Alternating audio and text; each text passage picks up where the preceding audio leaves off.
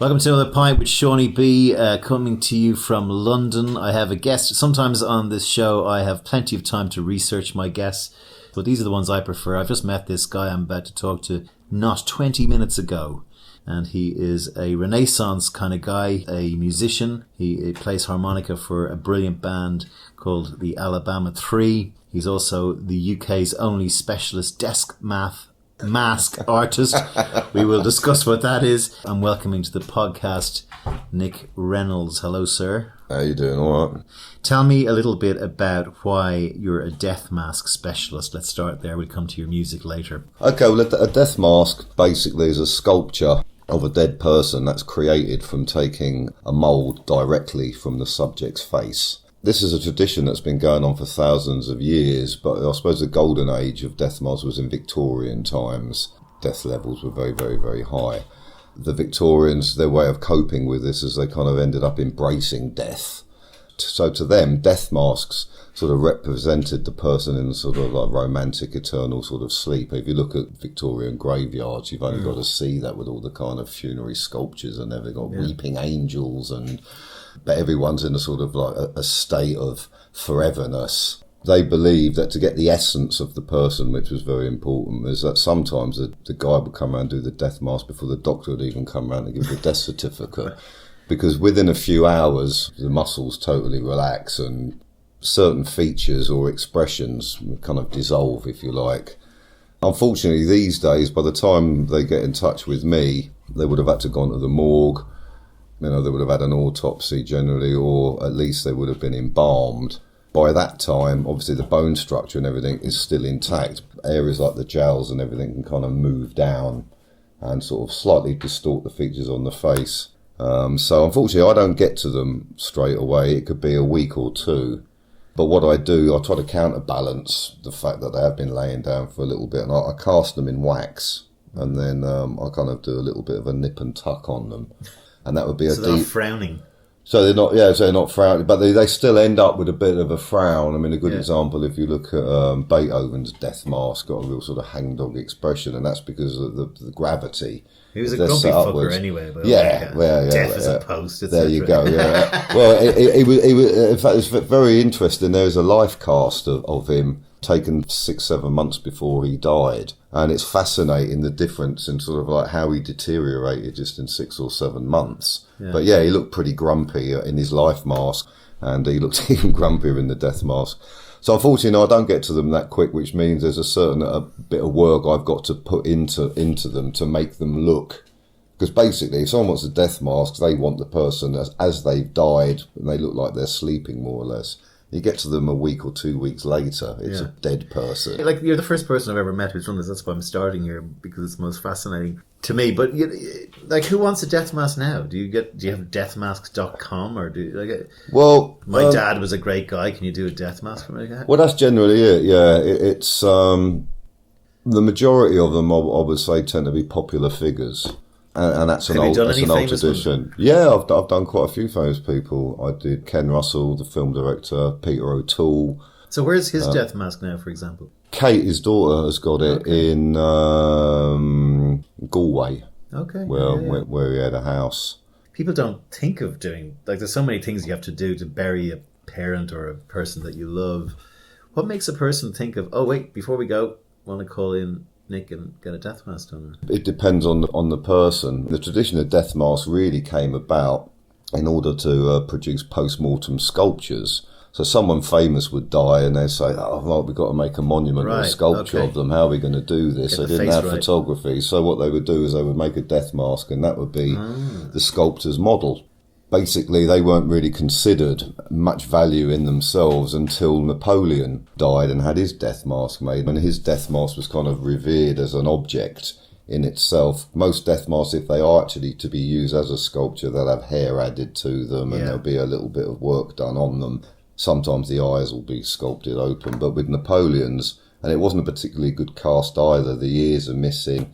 And they shaved his head, so it doesn't look like him. In fact, there's a lot of people that contest it is actually his mask anyway. So from that point onwards, people saw the value of a death mask of a famous person. The thing about faces, A lot of people believe the face is the seat of the soul, really, and everything, how we react with people, how we talk to people, is all based on information we're getting as we're looking at their face. I mean, faces, as you're a baby, the one thing that you learn to fixate on first of all are faces, and we're so tuned into faces. This is why we can look at clouds and see faces. It's called pareidolia. We're programmed into that kind of thing. You can look at a death mask of someone, and every wrinkle is a repository for countless memories. To me, I think everyone should get a death mask done, because it's their last will and testament of themselves as a human shape and form. You can have a picture of someone in a room, but it's 2D, it's flat, it's not tactile, it doesn't have any weight, it doesn't occupy any space. Death masks do, and it allows the bereaved to a certain degree to kind of get over the grieving process. I think the first do you losing paint them, by someone. The way? No. They're just white, right? No, they're bronze. They look very classical, because it used to be purely for the elite. They used to have these very lengthy funeral rites where when the king died, they would have him sort of on show for up to a month sometimes. And of course, by this time, you'd have a bit of a smelly king. As time went by and all the religious rites and all the paraphernalia and ceremony and pomp that went with the death of the sovereign got longer and longer and longer, they realised they had a real problem. So what they would do is they would take a death mask in wax, and they would make it look like the real person. Use like hair from a dog, this, that for the eyebrows and stuff, soften the features, dress it up, and that would lay in state. While the king had already been buried, and people thought that this effigy was the real deal. And you can see them. Well, my old man is a very famous Irish ventriloquist. Oh, okay. And he made his own dummies. So you didn't know that. No, I didn't. And he made his own dummies on a kind of a death mask, papier-mâché now. Yeah. But like ventriloquist dummies' faces get started off in a similar way, where you take a kind of his most famous dummy was an Irish storyteller, an old Shanachie, and he got an old Irish poet and used that as O'Connor and used that face to make his own. What, he had a life mask of the poet? Or, no, he just had based to make it on one. He sculpted he's making it, a kind of a dummy out of papier-mâché, and then he has to put in the jaw thing and all that kind of. So he's not a million miles away. Yeah, but you know what? I mean, people say to me that death masks, they think they're kind of creepy and spooky, but I think ventriloquist dummies are 100 times more spooky. I mean, you've seen that. You must have seen that movie, there's so Magic. many of them. I know. But Magic is the brilliant one with what's the guy? Hopkins. Father Beans with Canty. Anthony Hopkins. Yeah. That's. No, I mean my dad. No, but they freak me out. Clowns, ventriloquist dummies. Why is that? But you have to go into so you have to go in pretty soon after a bereavement, in an ideal sense, and say, "Don't mind me, I'm just, And they give me a call, tell me where he is, and I go down the morgue. How much does it cost to get a death mask done now? Generally speaking, I do them in sort of like what they call cold cast bronze, and I charge sort of anywhere between $2,000 and $2,500. And how many would you do a year? It varies. Roughly, I think, well, it's sometimes I've done 10, sometimes I've only done 3. And is it a dying business? Excuse me. Well, it's been a dying art for a long time. But you're the only guy, right? You're the main specialist in the UK who does this. Yeah, I mean, there are people that have done it because they've been asked to, but they don't have a business based around it. And I lecture on the subject as well, so it's kind of something that I'm sort of like quite deeply into. Do you get many people going, "Hi, I'm about to die. Will you do a face mask for me?" Do you get people like I've had one person who was an Alabama 3 fan who came to a gig, and he couldn't get backstage because he was in a wheelchair, I think. But his girlfriend got backstage and said to me, my husband's out in the front. He's dying of cancer, and he wants a death mask done. And I said, well, to be honest, if he's still alive, it'd be better that I do him alive. Because then when you're looking at him, he's alive. There's an inherent sadness, no matter how beautiful they might be. The mask, you're looking at it, and it's still a constant reminder that they're not with you. I would much rather do people alive before they die, to be quite honest. I'd be up for one. But there you go. We're not famous enough. We'll do a deal. So, but before we finish on the death mask, you also did Malcolm McLaren. Yep, I did Malcolm McLaren. His head's in bronze on his gravestone at Highgate Cemetery. Every time I go down there, because my dad's head is there as well, and I did my dad, and he's on the same main stretch as Malcolm, so I'll go and see my dad, and then I walk down the road and go and check Malcolm out, and people leave safety pins and razors and little things like that. Someone sprayed across it in bright pink one day, no future. The people that run Highgate Trust rang up Joe Corrie, Malcolm's his dad, said, I'm really sorry, but someone sprayed graffiti, and he went, cool, it's great, it's in the spirit of things. Exactly. Leave it there. But they didn't want to leave it there because... And then the other day they rang me up and said someone's just thrown green paint all over it. You'd love it. And I would just say, he'd be laughing. He said it's still attention. He's still in the news, Anyway, yeah, well, death masks, enough of death masks. We've disappeared down this rabbit hole of death masks only because I've never met anyone who's done this before, and it's intriguing that it's still a thing. And I love the elemental issue of it. How does a guy end up being a musician at death mask? Tell me a little bit about where you were born and how you grew up. Bloody hell. All right, well, I was born in Kensington in 1962. What was it like living there then? I don't remember. When you were growing up, though, was it a happy childhood? You don't know about my background. You don't know about my childhood. I told you, I just fucking met you 20 minutes ago. Okay, well, when I was 1 year old, my dad committed the Great Train Robbery, and from that moment on, we was on the run for 5 years. See what happens in a pint with Seaniebee. Just get there you go. Son of a train robber. So he was one of the Ronnie Briggs's gang and all that. Well, he was the gang. My dad was Bruce Reynolds. He was the guy who planned it, and Ronnie Biggs was an old friend of his that they'd met together in Borstal. I mean, we could talk just an hour about my dad and Ronnie Biggs and me and my dad hanging out in Brazil with him. Right. So that broke. My dad lay low for about 8 months, and then did you have loads of cash then? In your But basically, yeah. I mean, he was an instant millionaire, you could say. And so I grew up in Mexico. Well, over 5 years, I lived in Mexico, Canada, France. Then he came back to England to do another job and got arrested. So I then got sent to boarding school. So at what age were you when you realised you were on the run?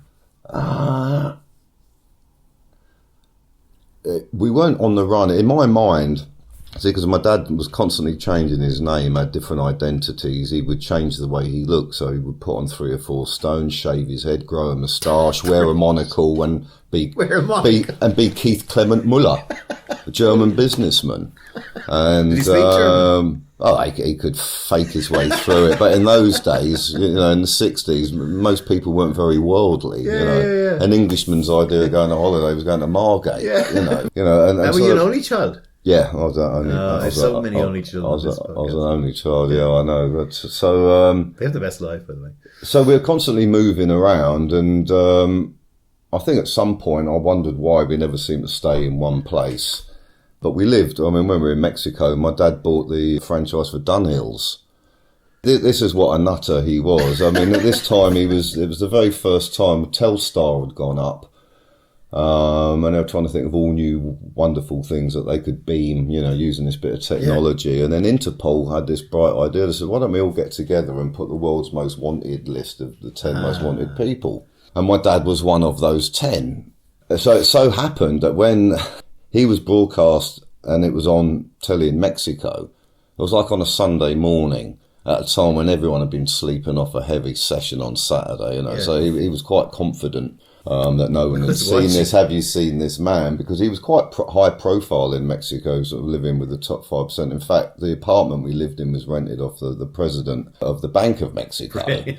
So when he bought the franchise to Dunhills, they said, we got to do some press and everything like that. So they had a picture of him in the airport, stood on the ladder coming out of the plane. And he's standing there with, in his suit and tie and his briefcase and glasses, looking very much like Alan Wicker, and sort of like the sort of headline was like, man from England comes to bring Dunhills to Mexico. Yeah, and that's just fucking insane. I know. That's just insane, You think he'd run a garden patch somewhere and just have money in I think his attitude was sort of like, just hiding in plain sight. You can almost be so obvious. When did he die?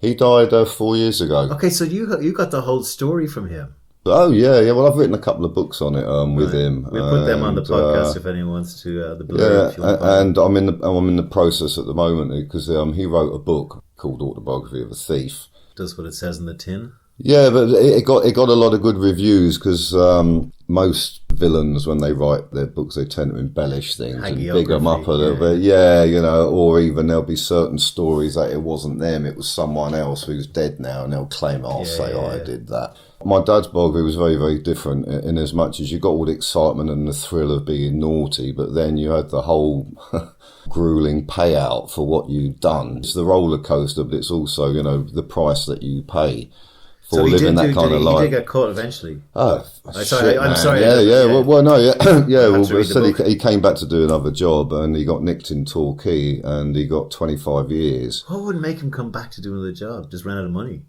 Well, yeah. Part of it sounds like the thrill. Well, we were living the high life in Mexico, and Buster Edwards, who was another one of the train robbers. It was Phil Collins' character. In the movie, who wasn't doing too well. He was finding it kind of hard to get by with him and his wife June and their daughter Nicolette. So he kind of got in touch with my dad and said, can we come out and stay with you? Because I'm at my wit's end here, sort of thing. Maybe thinking about giving myself up. I can't maintain this life on the run. He wasn't geared up for it. So he came to Mexico, and after a while, even that, it didn't suit him. So he decided that he would do a deal for a lesser sentence and came back to England. Unfortunately, it was discovered, or they worked out, that where he'd been and that he must have been with my dad. I think they found a photograph or something or other. And my dad realised that the game was up, so he had to do a runner. But not only that, his cover was slightly blown because he was a diamond geezer buster. But the thing is about my dad, he could pretend to be anybody. I mean, he used to tell people he was the youngest major in the British Army, and he'd get away with it. He could put on the accents and everything. Buster was your lovable rogue. And when he came out to join my dad in Mexico, the kind of people my dad was hanging out with, they couldn't kind of work out why would this guy who's pertaining to be this character be hanging out with a kind of Jack the Lad sort of, and so I think your dad was right. There was cracks in my dad's sort of the image that he put out over there, and then of course once Buster did give himself up, I think my dad got word that they were aware where he was, so that's when we moved to Canada. But did you know as a teenager? Well, I wasn't a teenager, was I? This was from the age of 1 to 7. Right. Well, I was just about 7 when he was arrested, so about 5.5 years he was on the run. Young, But you did say to me, I never thought we was on the run, but we're always moving around, and so I thought, because of all my dad's different identities, passports, and he'd say to me, this is your name now, and I'd have different names, and if you get stopped by the police, we ever get separated, this is what you say. And at one point, when I'm going through the airport, and as the guy's looking at my dad and looking at his passport and looking up and down, there's that kind of moment. For some reason, and I was 3 or 4, I blurt out, "Daddy, why did you shave off your moustache?" But anyway, I thought that maybe that my dad was a spy or something like that. Yeah. And it was an exciting life, and I never saw him anxious or worried. Yeah. It wasn't like he was looking over his shoulder, which obviously he was. He must have been to a degree. He was a very confident man, was he? Yeah, but my mum, they were just having one big party all the time, basically. And so I never picked up on any fear or anything like that. Even to the point when he got arrested, I opened the door and then it was something like out of the Keystone Cops, all these police just came steaming in, and even then I wasn't worried. I thought it was like something like the spy came out in from the cold, They'd been rescued, didn't have to run anymore. And then I saw my mum crying, and then I thought, hold on a minute, something doesn't quite work right. Well, why is she not? And then it was, my dad said he's been a naughty boy and he's got to go away for a while, and I suppose that was like, really? And it only really dawned on me the seriousness of it when I got to visit him in prison for the first time. And he was literally in the centre of a maze in a glass cube. It took more than half an hour to get to him through all the different levels, doors, and all I can remember is the sound of the screw, that's the prison warder, his shoes, and they all had those Blakeys in those little metal bits, which just echoed in these concrete hallways, and clunk, clunk with this big bunch of keys, jangle, jangle, clunk, clunk through one door, then another. And you're just going through this system. It seems to take forever. And ever going round and round and round and round and round until finally you get in this little room, and there he was in a bloody glass box. Was he in solitary, yeah? Well, this was like the visiting room. Oh, the visiting room, right. And he's in like a little glass box sort of thing. And couldn't touch him And or how long anything did he like that. So he got 25 years and he ended up doing 10 and a half. He got parole. But if you add that together with all the other bits of time he'd done, including Borstal, he spent 21 years of his life incarcerated. Really? So what effect do you think that had on you growing up? It made me realise that it's not fucking worth nicking anything. That's where I like my liberty too much. I just suddenly thought there's absolutely no way. When I joined the Navy. No, what sort of a kid were you? Were you a fighter? Were you funny? Were you?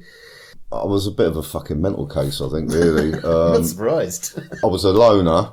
I had this big secret. You couldn't tell anyone. Couldn't tell anyone. My mum had changed my name when I was at school, so nobody knew anything about that. Obviously, I came from a world, and because of the people that my dad knew, you know, I say, this is Uncle Fred, he's killed people, and this is so, you know, and and there I am at this very, very posh boarding school in Sussex. I had a kind of attitude. It was sort of like a double-edged sword, really, in as much as I thought, you know, I could do what I want, really, if you knew my background. This is my mind of thinking as a child, you know, in my mind, obviously, I thought my dad was bloody Superman. You felt like you were not like other boys. Yeah, I did. And I was always getting in trouble, always. I hated authority. So I constantly questioned it. I probably got caned more than anybody else. Well, I stabbed the Prince of Sierra Leone, but he did smash me over the head with a lump of wood. I was 8 years old then or something, yeah. I hated being at boarding school. All of a sudden, you know, I've been with my dad. There's that old Jesuit saying, you know, give me a boy for 7 years, I'll show you the man. So I'd been with him practically, you know, every day through this massive adventure. I'd spent more time with him in those years than most dads get to spend with their kids their whole bloody life. And to suddenly live in that jet-set life, to suddenly he's in prison, my mum's hitting the bottle in tears, and I'm sent to boarding school. It was catastrophic. And I took it out on figures of authority because they were the people. Were you bullied at school? They were the people. No. You're a the fighter. other way. I was a psycho. I hate bullies, you see, that's one thing. I hate authority, I hate bullies. Yeah. So at school I would stick up. I would do ridiculous things which made people just think, just leave him alone. He's a bit of a nut job. If a bully did try something, I would do something ridiculous like stab him in the forehead with a compass. Okay. And they would just go, leave the guy alone. He's not Were you bright? Yeah, I was. It kind of fucked me up, actually. They did this experimental thing. It was something akin to like an 11 plus, I imagine. And they put people that got a certain score, regardless of their age, into this class. And I found myself with kids like 2 or 3 years older than me. Before that, I'd been sort of top in maths, art and English. But when I got moved into this other little experimental thing, I hated it. And I couldn't cope not being sort of up near the top sort of thing. So I went to see the headmaster in tears, you know, and so I was finding it very, very hard, struggling within this format. And he said to me, would you rather be a big fish in a little pond or a little fish in a big pond? I said, I want to be a big fish in a little pond. And that was it. And they moved me back. But that was a boarding school. Interesting. And then I moved from the boarding school. I got a scholarship to Emmanuel School, very well-respected school in, I think we're the only people to have beaten Oxford at rowing, actually, I think, other than Cambridge. Yeah. So, you know, we had our rowing club at Putney on the Thames. What were you studying? Sorry? I'm still at school. That's from the age of 13. So I was at boarding school from the age of 8. And when did music come into your life? My mum and dad always had music. They'd be dancing in the living room, listening to Frank Sinatra, this, that. My dad was mad about jazz. And my mum loved music. And, you know, it would take 5 or 6 hours to go visit him sometimes, you know, driving. So my mum would have a big Super 8, not Super 8, what do they call them? They were 8 like tracks. cartridges, weren't they? Those 8-track things, you just put them in and just you were posh go if you had on them. forever. Well, we had money. We had cassettes that used to mangle themselves up. In we did have money then. We did have money then. So we're going to come back to your chronological. But I want to try and punctuate the chat with some of your music. And the music. Right. So introduce one of your first tracks that we're going to play and tell me a bit about it. God bloody hell! You I know, you sprung that on me, yeah, haven't pick you? your best one. Start off with an easy one. You can't put that on me. We've done 18 albums. All right, well, pick your favourite. Your favourite. I mean, you play harmonica, so which is the king harmonica track of Alabama 3? Let's start with that. Bloody hell. There's 9 people in Alabama 3, so generally no one gets a bloody solo. You're lucky if you get a couple of notes in on a track sometimes, but this is... And the lead singer, Larry Love, he doesn't like anyone stealing his shine. So everyone gets really mixed into this big kind of soup with him sat on the top of it. But this particular track, there's a lot of harmonica on it. It's a song that was written in the 60s about my dad. Have you seen Bruce Richard Reynolds? It was written by a folk singer. Dad was talking to the lead singer, Larry Love, and he was saying, hey, Bruce, we're doing this album. It's called Outlaw, and it's all about how in America they've got all these outlaws that they kind of, it's part of their mythology. Butch Cassidy and the Sundance Kid and et cetera, et cetera. And that's what my dad threw in. Oh, but you do realise there was a song written about me in the 60s, and Larry said, perfect, find it and we'll redo it. So that's one of them, and it's got quite a lot of harmonica on it, which Here we is go. Quite rare. This is Alabama 3.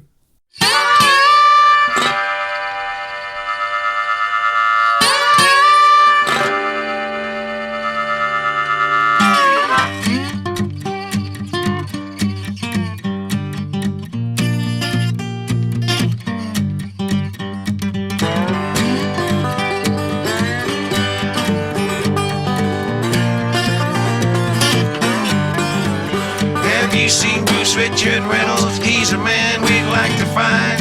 They say the Great Train Robbery, he was the mastermind. And his firm, they pulled the greatest turn the world has ever known. 2 million quid was stolen, the firm split for parts unknown. Have you seen Bruce Richard Reynolds? He's a man we must detain. He's wanted for the robbery of the Glasgow Euston train. Age 32, height 6'1", eyes gray, his hair is brown. Apprehend Bruce Richard Reynolds, he is wanted by the crown.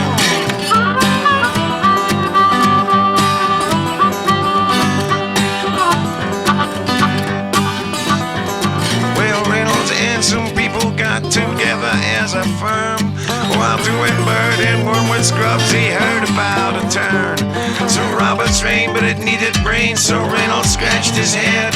When I done my bird, I'll rob that train. That's what he said. When Reynolds left his prison cell, he started on his scheme. He contacted old Gordon G and Tommy Wisby's team. They came to an arrangement and a partnership was made. By summer '63, the scene was set for Reynolds' reign.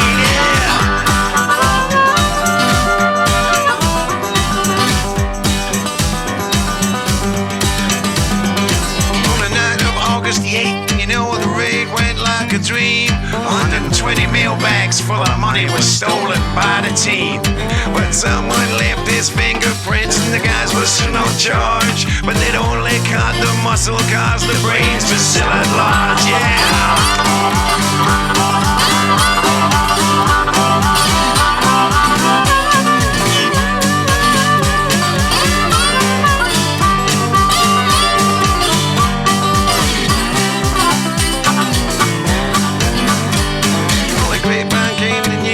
Mr. Reynolds made a vow. Well, no one grasped on me, he said, I can't desert them now. And the iron bars and prison walls, they do not bother me. I'll rob the mail, so I'll rob the jails and set my whole firm free. By August '64, old Charlie Wilson left the cell. By late in '65, Rob Bick said that he owes as well. Have you seen Bruce Richard Reynolds? He's a mastermind, just walking through the walls of jails and letting his firm go.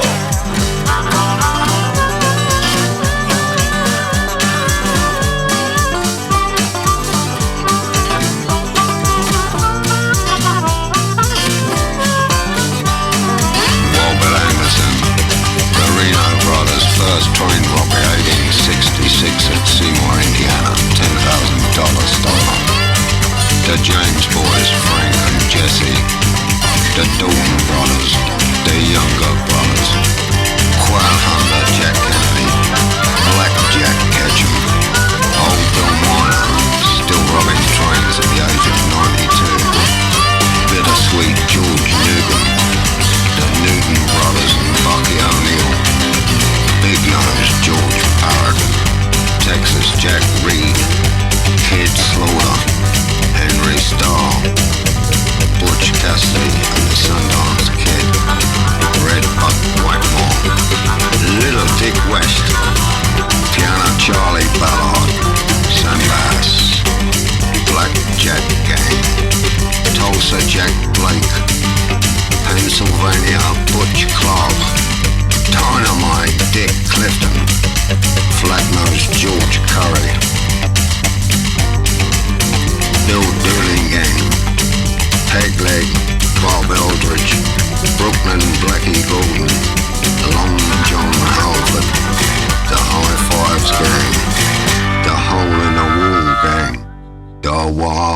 lunch.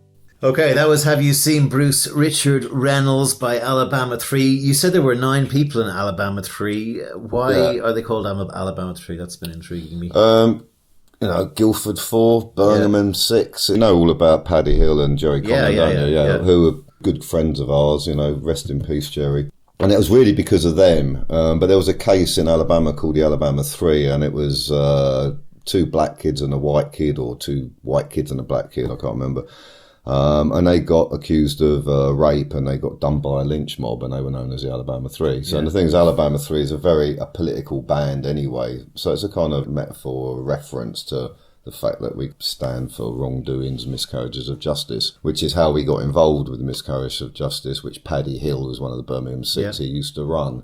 We sing about America through a glass eye darkly, if you like, but there's a lot of satire in what we do, which is why when we went to America, on the back of Woke Up This Morning, they booked us into stadiums, and you got all these guys dressed up in mafia suits. Well, Alabama 3 all look like a bunch of faggy cowboys, on smack.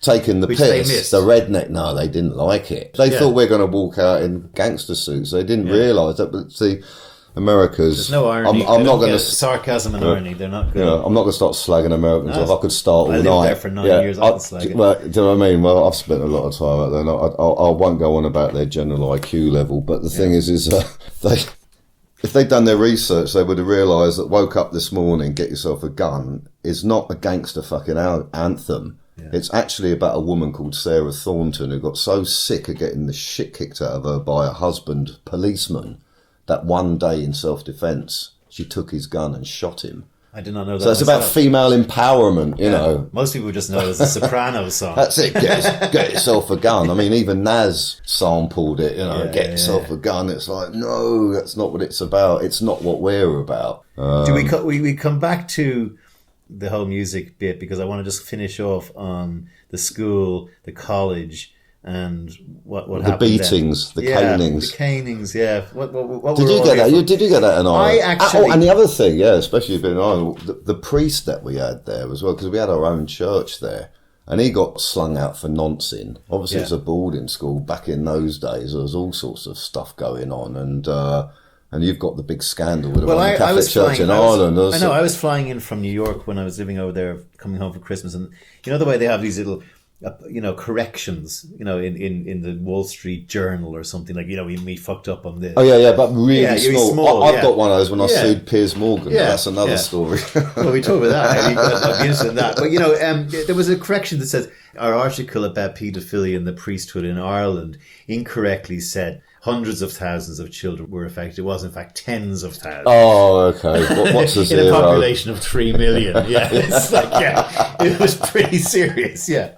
No, and again, I grew up with it. I was in an Opus Dei school, who are, dodgy, but I didn't have any noncing, as you would put it, going on. But there was... You weren't aware of it? Or you were never nonced? No, I'm surprised there wasn't. If someone said to me there was, I go, I'm not surprised. But I didn't hear of any, to be fair to them. I know 4 or 5, all mainly boys, by the way. I have this great theory, you might like this, which was, if you think about Ireland in the 20s, 30s, 40s, 50s, there was no such thing as homosexuality. There was no gayness. Yeah. Gay was not a thing. Now, gay was clearly a thing. There were men who were gay but didn't know what gay was, right? Yeah. There was also this thing where you'd be a kid, you'd go and you say, how do you know if you're going to be a priest, father? Right? You'd be 5 or 6.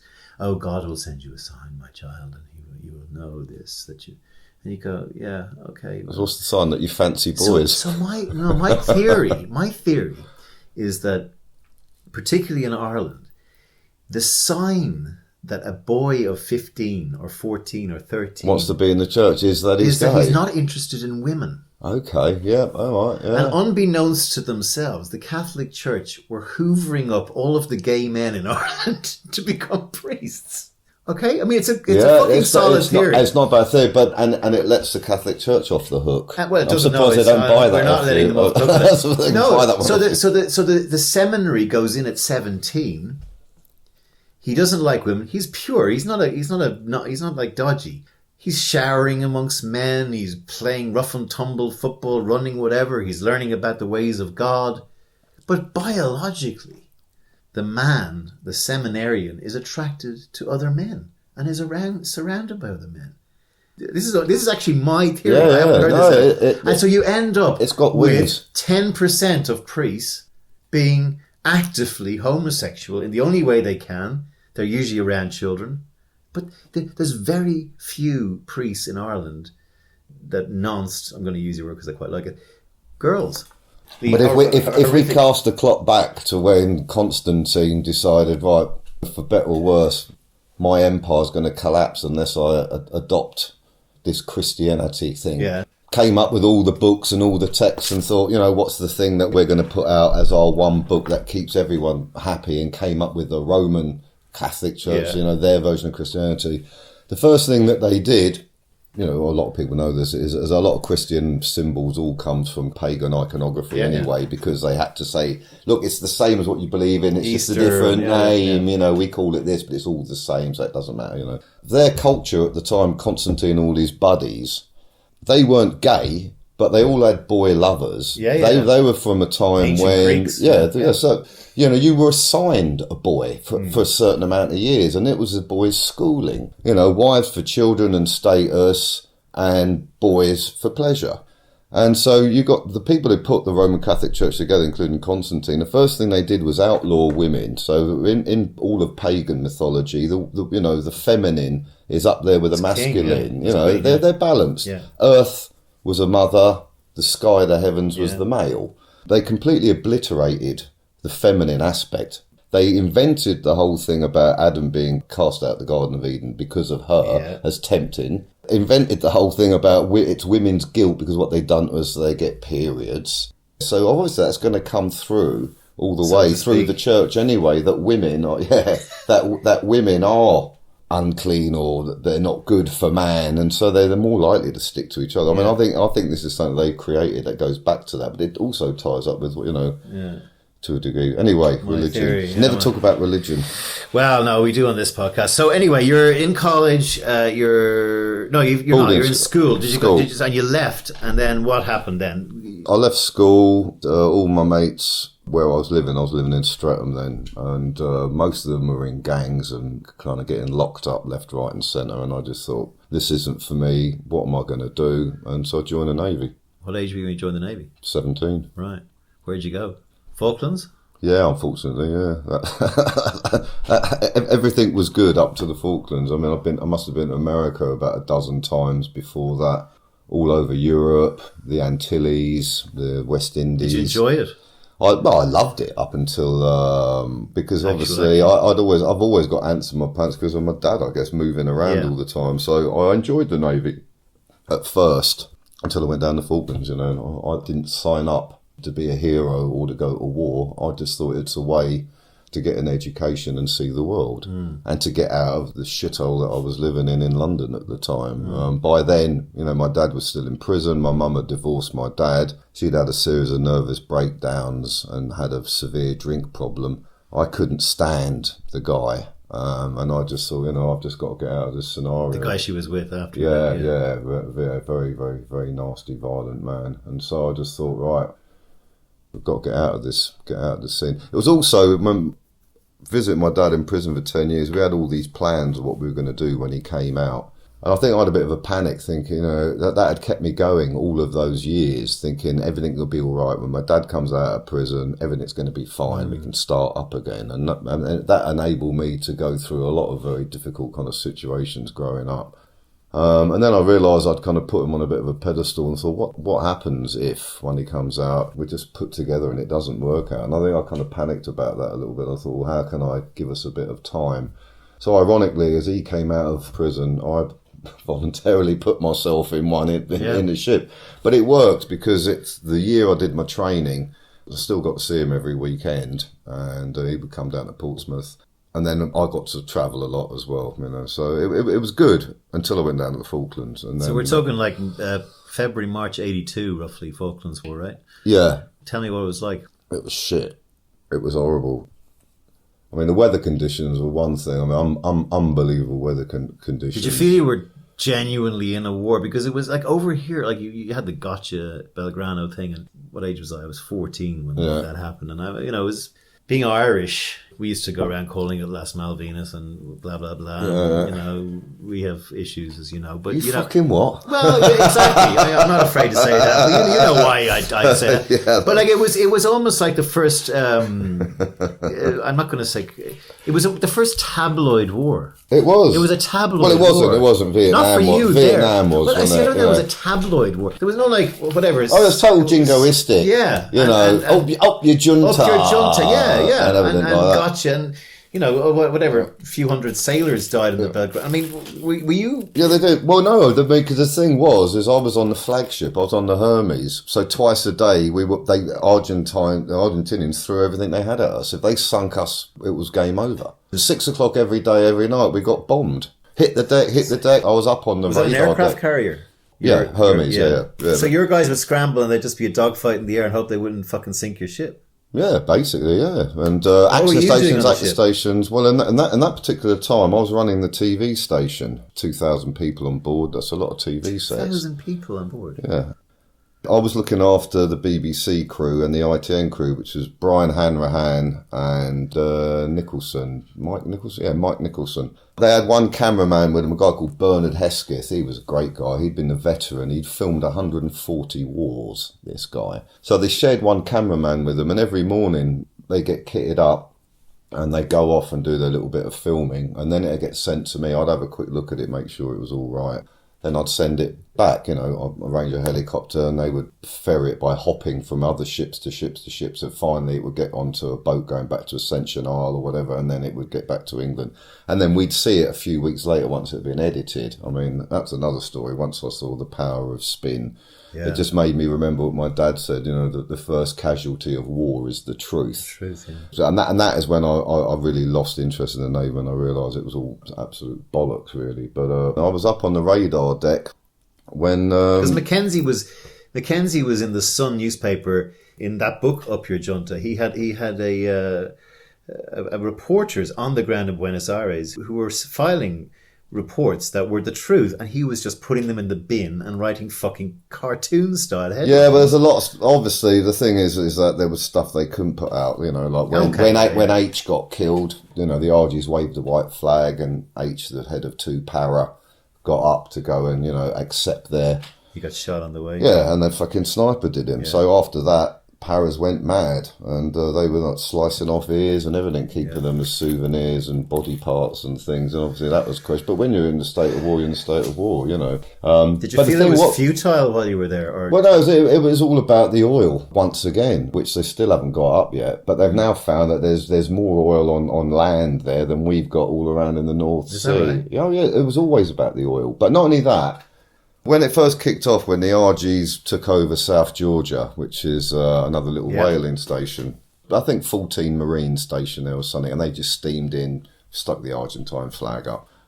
We had a boat out there, a survey vessel, which reported all these activities going on, and Thatcher was aware of it and was trying to work out what to do, and it was the warming stuff. And he turned around to her and said, you know what? Let's just let this play out a little bit, because she goes, this is outrageous. Let's go down there and teach them a lesson. And they said, well, no, actually, let's just wait and see how this plays, because she was losing favour at the time. There's no way she'd have got the next election. Right. He said, we play this right, we can use this to your advantage, and there's an opportunity. And it was deliberately let to escalate, so that she did have a good excuse to kind of go to town. And the whole thing really was about her. She wanted to be a sort of bit of a female Churchill, if it get. And to a degree it worked. England was, it galvanised, it totally got great word. It was not long after the hunger strike situation in Northern Ireland, right, which was a real failure for her. For the first time, she got the South galvanised, the nationalist South galvanised, because she had her famous out speech and Bobby Sands and all that, which was 81.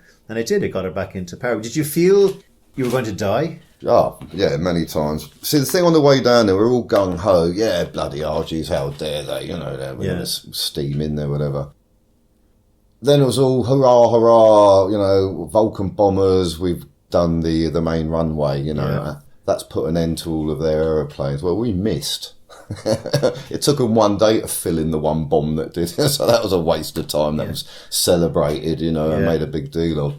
But when the Sheffield got hit, That was the thing. And I was up on the deck. I saw that happen, and I saw the people get brought in.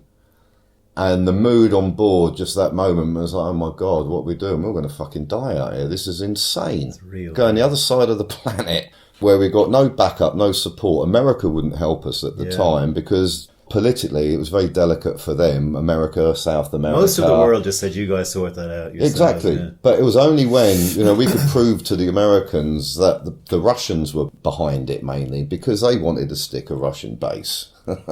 And they'd done all sorts of deals with the Argentinians. And, I saw it with my own eyes. They had all the best Arctic Russian gear.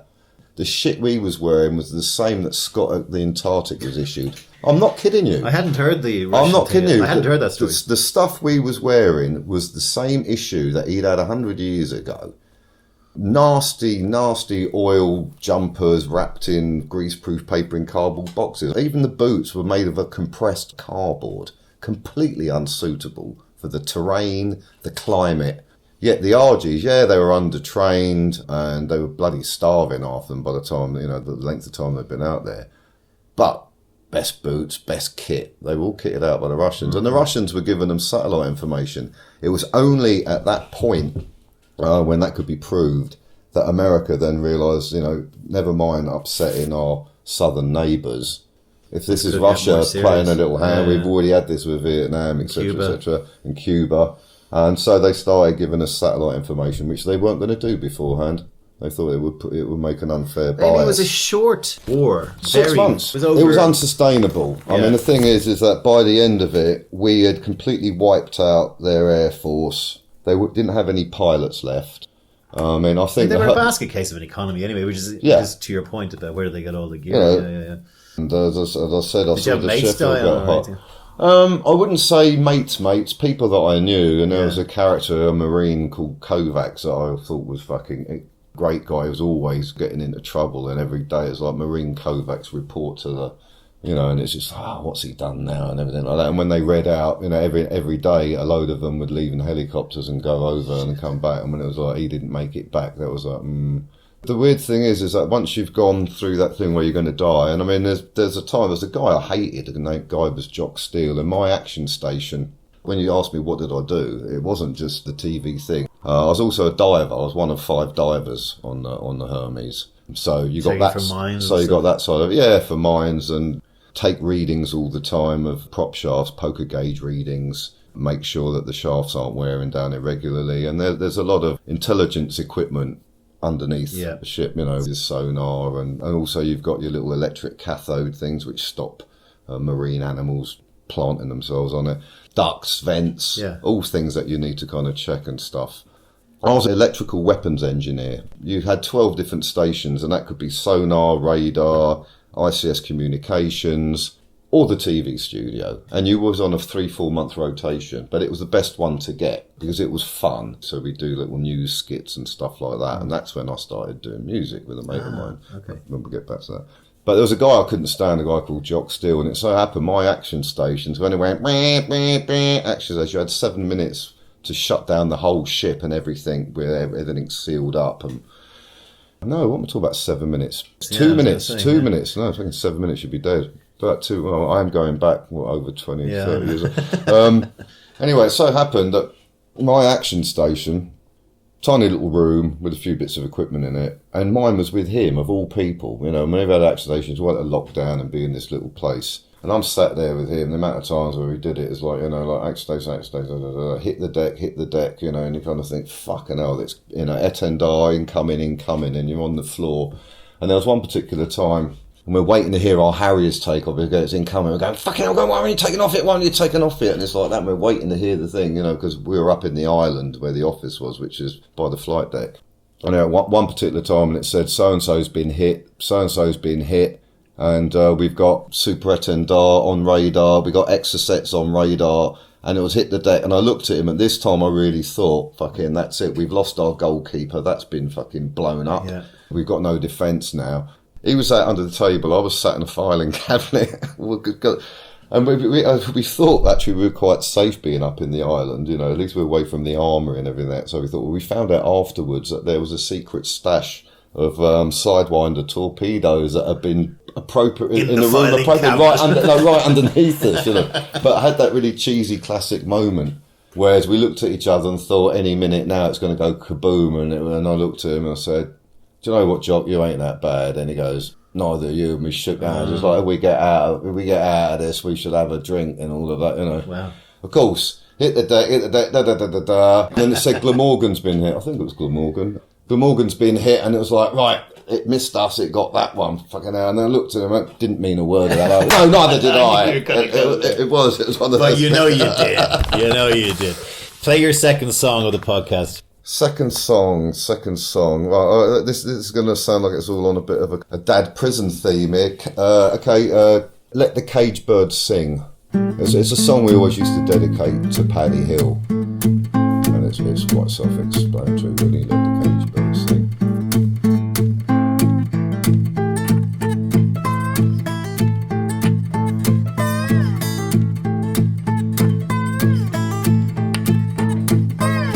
He had the hands of a missionary, she had the body of a nun. In the fumblings of their union, trying to keep the kingdom come. Bought her a bird in a silver cage for blessed company, 'cause he knew one day they gonna lock the door, they gonna throw away their key. Blow out the candles, morning's moving in. Flowers bloom on Alcatraz now, let the cage bird sing, yeah. Let the cage bird sing. Let the cage bird sing, yeah. Let the cage bird sing. Well, the government called them terrorists, all the people they called them saints. They lost the plot, they kept them moving, looking for heaven's gate, yeah. Stole a car, they got as far as a motel on Damascus Road. The TV screen threw back their dreams as the cathode ray exploded.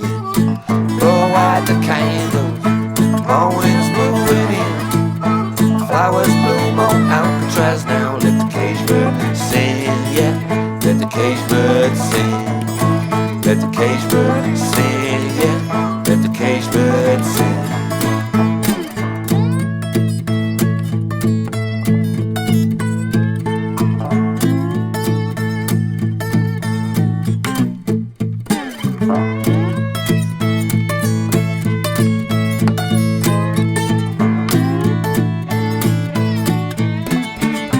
Come on, blow out the candles, morning's moving in. Flowers bloom on Alcatraz now, let the cage bird sing. Blow out the candles, morning's moving in. Flowers bloom on Alcatraz now, let the cage bird sing, yeah. Let the cage bird sing. Let the cage bird sing, yeah. Let the cage bird sing. Okay, so that was Let the Cage Bird Sing by Alabama 3. Let's get, finally, I did not expect this chat to go the way it went. I thought I'd be talking to a musician tonight. Talk me through now how you became part of the Alabama 3 and got into music and everything. The Falklands was over, you came home. Okay, well, it was when I was down the Falklands, really. Obviously, you got hours and hours and hours and hours where you're just sat doing bugger all, basically. Just sat in a control room for hours on end on your own. And I was going out with this girl in Little Venice. She was not by blood, but she was kind of more or less Richard Branson's niece. He lived on a boat 2 boats up, and the boat that she lived on with her family, he'd given to them because he was good mates with her mum. You know, they'd lived for years on the canal before he'd made it big. She used to play guitar and harmonica. And so I bought her a Sonny Terry and Brownie McGee record for Christmas, not knowing who the hell they were, but I saw on the cover there's a guy with a harmonica and a guy with a guitar, and, you know, I thought she might like this. And I fell in love with the record myself. She bought me a harmonica. So, like, hours and hours on board, nothing to do in the middle of the night. I thought, you know, I'll try and teach myself that. And I'd played guitar a little bit as a kid. Couldn't believe how bloody difficult it was. I didn't know about keys or anything then, so then I got to learn about keys. Then I met this guy in the Navy who'd been in a band, and he wanted to form a band together. So, because I was doing the TV studio, You know, and we used to film the vicar every night, and he'd do his day-to-day news, etc., etc. And at the end of it, we used to do a little music thing till we got banned because we did an anti-officer song. But then whenever we was on tour in America, we'd set up gigs, me and him. Right. But we got into a lot of trouble. We used to get into a lot of fights, and eventually he got kicked out. So that was the end of that. When I came back from the Falklands, so I was living on the boat in Little Venice, and there was a pub there, and the whole area around there was all famous semi-retired rock stars. Dave Gilmour had a house there, and, you know, I could go on and on and on. But there was a pub there where they decided that they would start doing music. And so they got all the locals, and I don't know if you've heard of a band called The Pretty Things. They were perceived as the first bad boys of rock, and Phil May, the singer, had the longest hair in rock and roll, right. And they were the original lock up your daughters, would you want them going out with a pretty thing kind of thing, right. Before the Rolling Stones. Okay. But they're all mates, and they even interchanged members at one point. In fact, Dick Taylor, the guitarist of the Pretty Things, was originally the bass player of the Rolling Stones, and they were one of David Bowie's favourite band, which is why on Pin-Ups, yes. Oh, you pretty things. Yeah. Moving forward, they disbanded, and then they got back together in the 80s, just at the time when I came back from the Falklands. So they were playing in this thing, so I joined them then, and the lineup was bloody spectacular. Ian Stewart, who was the original member of the Rolling Stones, who'd got sidelined by Andrew Lou Goldman for not being attractive enough. He ended up being the tour manager, but he was a great boogie-woogie pianist, right. And he's on all the early albums. He was on keyboards. The bass player was a guy called Dave Winter, who had been Neil Sedaka's bass player. Two drummers. One was called Willie the Wall Wilson. He was the guy that Nick Mason's not too good with the old click track from Pink Floyd. So when you're seeing them live, sorry Nick, but it'd be Willie the Wall behind the wall playing most of the drums. Yeah. Oh, I shouldn't have said that. I let a secret out there. All you Pink Floyd fans would be pissed off. Dave Gilmour was the guitarist. Really? Ralph Ravenscroft, the sax player who did Joey Rafferty's Baker Street. Yeah. He was in it. The other guitarist was Hugh Lloyd Langton from Hawkwind. And the other drummer was Mike Giles from King Crimson, which was like one of my favourite bands at the time. And he was bonkers. He'd just be playing and then do a completely different shuffle to throw everyone off and think it was funny. But, and this band... So there's this super group and me. Yeah. On harmonica, yeah. And that started the love affair, really. And so I was with them for like nearly 2 years. And then I got drafted from Naval Intelligence back down the bloody Falklands again. And that's when yeah, but it was unfortunate. There's only me and another guy of the rank that I had. I was like only the equivalent of a corporal or something. It turned out that there was only 2 people trained up on this particular bit of hush-hush equipment. And he'd done his 6 months down there. There wasn't anyone to replace him, so I had to go down there, despite the fact I'd been told I'd never go down there again. And that's when I just thought, this is bollocks, you know. I've already wasted 8 months down there. I don't want to go down there again. And it was pointless just going round and round and round and round this island, particularly though I didn't particularly agree with it by then anyway. And so I came out and went straight to Australia with the guy I had the band with in the Navy, you know, doing the TV stuff. Then he got a really bad drug addiction, and I couldn't handle that anymore. So then I came back to England. Drugs and all that, was it? The thing was, I mean, back in those days, I was a lunatic speed freak. I guess cocaine, thankfully, doesn't work on me. Doesn't work on me, thank God. You know, I think it should only be given to women. Most of my pals, I'm in the music business, as you know. In fact, the film business, bloody business. They're all fucking charlied out of their brains. It's part and parcel of it, the stock market, you know, everything. And in a room full of people on coke, all you can hear is me. It's correct. Pointless. It just makes you drink 10 times more, and you talk shit. No one's listening. Unless I'm missing something, it just doesn't work for me. But I look at some people, I think you've spent your whole career and all your money and everything, throwing it all away because that's all you care about. But you're also not... What does it do to you? It doesn't work for me. You're also... Like, I can talk for Ireland. You're a raconteur. You can talk and you're confident. And I do see a lot of my friends who are maybe shy and who are retiring. When they take it, they become confident and so that's why it makes them animated. I can see I see why he does it, but you know, it's not the real him. It's a facade he puts on. Whereas I prefer to just go, no, this is me, and I'll drink until I keel over, but like, that's me, you know. I mean, it's different. I drink too much, and I like my herb. Yeah, no, the hard stuff. No, I think I'm 56. I think in a couple of months, and I'm just thinking, yeah. And so, like, you'd met this girl with the harmonica and stuff. But did you marry her, or what happened? No, I didn't marry her. No, I've never got married. But I've got I'm kids. with you on that. You have I've got kids. Yeah, I've got 2 boys, Otto and Ziggy. Love the names. They're very cool, and they were brought up in the Caribbean, in Tobago. The mum's dad was from Trinidad. He had a business over there and he bought a lot of land, so we went over and we built some guest houses out there, and then the kids were born and they lived out there. Then basically, we weren't particularly getting on. It was a bit of a jump for me going back and forth. I didn't like being out there, to be honest. I mean, there's nothing to do. I went mad. I just used to sit with the fishermen every night, and during the day I'd either go walking with the kids for miles until they was at school, or I'd just collect driftwood. Because I had a very busy life back home in England, and I was rotting when I'd go over there. So then, how did the Alabama 3 then take shape? Well, I used to run a nightclub called the TARDIS. It was quite a famous place in Clerkenwell. Was it bigger on the inside? Well, it was, yeah, because but it was. You may laugh, but it was. It was about 100 yards long. We had 7 levels. The main room, we had 60-foot ceilings with trees. Trees for London did a party there and we said there on the promise that you put the trees in.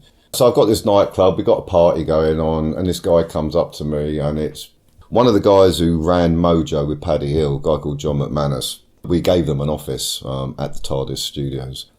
Because Mojo were doing gigs for Alabama 3, and I wasn't really aware of them, but John McManus was constantly playing them, and I was going, I can't stand this band, bloody country sort of thing, and of course you get playing it like anything, you get an earworm, don't you, and then you start going, this is all right kind of thing. So he brought him along, Larry Love, the lead singer, and I was chatting at the bar. Is that his real name? What? No, his real name's Robert. His real name is David Smith. Real name's Robert Spragg. Okay, that's not bad either. Yeah, but he's from Wales, and a sprag is a pit prop, which is kind of anyway. Not Billy Bragg, is it? Not as good. Well, everyone in Alabama 3 has a pseudonym. What's yours? A nom de plume. Harpo Strangelove. What are you laughing at? This is ridiculous. Of course it's ridiculous. I know anything about this, man. Alabama 3 is fucking ridiculous. I know, it's great. I love it. So anyway, so he's at the bar and he goes, so-and-so tells me, you can play harmonica and stuff like that. And what I've totally left out, I was in a pop band in the 90s. That's another bloody story. Who are they? We had 2 top 40 hits and kind of toured all over the place for a while. They were called Octopus. EMI spent absolute fortunes on us. All ended up in tears. We never delivered. Everyone lost the plot, mainly our producer. I mean, I could go on. I mean, that's a story in itself, but they cut us loose. I think we're officially known as the band that killed Britpop. Not a bad thing. No, not a bad thing. But our point of Alabama 3 is they were a Britpop band as well. But because everyone was waving the Union Jack and kind of nodding to everything that was kind of great about being British. Blur nodding to Ray Davis of the Kinks, and you got Oasis nodding to the Beatles. That's all that great when Brit was fab. Genuflecting. Yes, that's the one. Indeed. In Alabama, they were thinking, we can't just go out and do this. So they decided to put on the American persona and all have silly names and all sing and talk with American accents. Really? So much so that today people still think we're American. Yeah. It was a joke as a kind of a piss take at all the people trying to be terribly so British. As we discussed earlier, Joe completely lost when you went to America because they the joke didn't wear. Anyway, so has it been a successful venture? As our managers keep telling us, we instead of complaining all the time, we should be happy and grateful that the fact we haven't had a hit record in years. We're still touring, still doing all the festivals every year. We still put an album out every year. What do you feel is your big appeal as a band? You have a loyal base, though, right? Yeah, because we've been going a long time. We've got a very, very, very, very loyal people grow base. old with you as a soundtrack. They have done, and they introduce their children and their children's children. It's kind of like we've become a family band. Alabama 3 is just not for Christmas, Right. I don't know why. There's something infectious about the band, I suppose. I mean, a lot of people like the lyrics, which have got nothing to do with me. Do you love it? Yeah. How long have you been in this band? Where are we in that? 2018? 18 years. 18 years. Is it a good way to spend 18 years?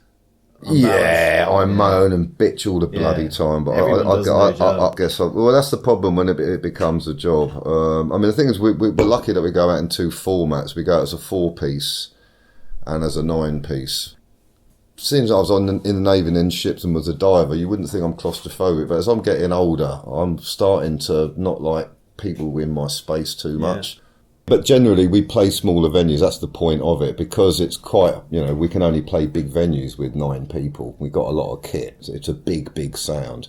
And so the only way it can be economically viable is that you have to play big venues, and you can't do too many of them a year. So to keep the kind of the faith going, keep the flag waving, we do little small ones. Did you ever nearly break up, or have you had comebacks together? Or it's rare for a band to stay together that long. It is, and I don't know. What do you put that down to? There's something very infectious about our grand leader, Larry Love. I think he's a good shepherd, even though I think everyone in the band secretly hates him. Yeah, but that's good. He's a love-hate. It's a love-hate. So to speak. He gets away with murder, but he's incredibly magnetic. I don't know, maybe it's the work. It's the invested work put in. I think generally everyone is actually quite proud of what they've done with the music. A lot of people can't believe we're not bigger than what we are. I mean, it wasn't that long ago that the Guardian of all people, said we're the best live band in England. And we have at festivals. To see you next week. You're touring at the moment. That's it. Yeah. That's it. We're touring. This is Larry's latest mad idea. Well, a couple of years ago,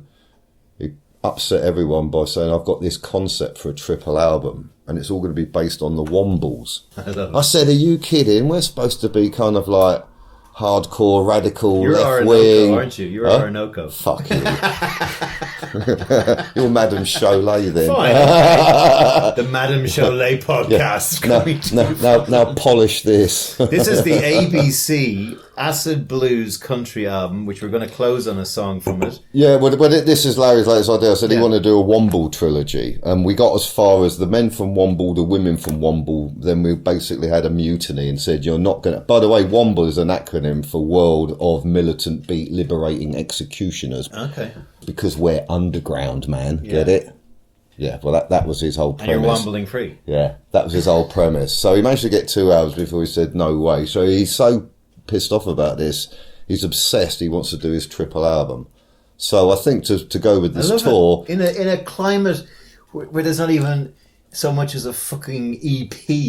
You're producing a triple album. Well, that's zagging. That is zagging. It's the ABC of Alabama 3, acid, blues, country. All right, we're going to close. Album, yeah. We're going to close on one of those songs, but before you go, I want to ask you one question, and I ask this of everybody, and I have no fucking idea what you're going to say to this. You have to either talk to the young Nick in his ear, or a young kid today who's setting off. What have you learned? What is your wisdom that you want to pass back in a sentence or 2 sentences or 3 sentences? Become a lawyer. Possibly the best answer I've had to that from the creative people I talked to. Play us out on a song from ABC. Okay, but this is very apt, just for our sign out. I'm also in the process of doing a documentary on the life story of Brian Jones. It's 50 years ago next year since he was found murdered. Mm-hmm. He was murdered. Really? He was, yes. Is that what the documentary is? It's only partly. It's more really about the fact how he's been kind of whitewashed out of his importance to rock and roll. I'm not saying. I'm not saying. Yeah. Sue me for all the wealth of my podcast. You'll find the podcasts have disappeared. Mick moves in mysterious ways. I'm not joking, mate. I'm telling you, they're like the mafia. But anyway, before I go missing. And so we've done a song, and it's about Everyone Knows Who Killed Brian Jones. I'm just trying to think of the proper title for it, because we call it Brian Jones, it's called something else. And we've actually got a really good video with it, which shows Orlando, our keyboard player, as the devil killing all the famous people in rock, including Brian Jones. I'll never be satisfied. I'll never be satisfied. Yeah. On also the blues album, the Brian Jones. And it's got a great new album, and it's a great video as well by Alabama 3. The video you will find a link to in the blurb of this podcast. This was one of the most extraordinary podcasts I've had on A Pint with Seaniebee. Thank you, Nick Reynolds. For sharing your life with me. It has been a blast and a ride. And this is... And we're going to cheers, because we are cheers, Sean. drinking. Nice one, mate. Alabama 3, the Brian Jones song. Yeah. People always asking me, what's the blues? Well, the blues is when you ain't got no money. The blues is when you're hot stepping out the French windows, and you've left your crocodile shoes under another backdoor man's bed. The blues is when you've had enough. You cock your clock and declare to God and to the devil, let the party begin. Everybody blames Billy Hart and his pimp. I was holding her hand and she went limp. Poor Amy Winehouse never stood a chance. I switched to Stolly for adulterated under-the-counter brand. Loaded the bullets, Kurt Cobain's gun. Made damn sure Jim Morrison's bath was hot when it ran.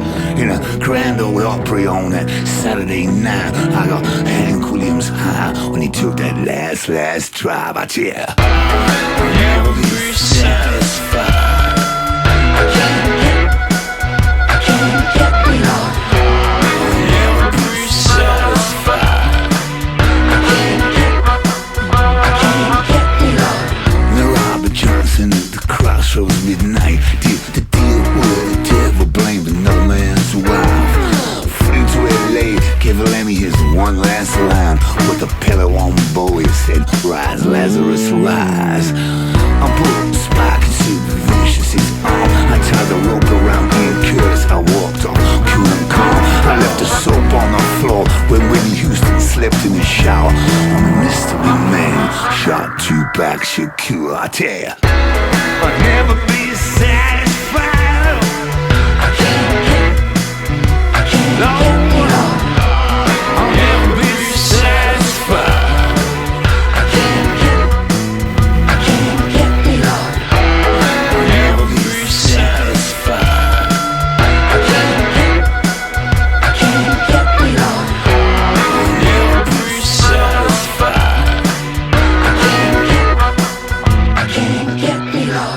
Everybody knows the kill Brian Jones. That's Joan, that's Paul, that's George and Ringo. Go tell Mick, Keith and Charlie the news. It was me, but the poison in the swimming pool.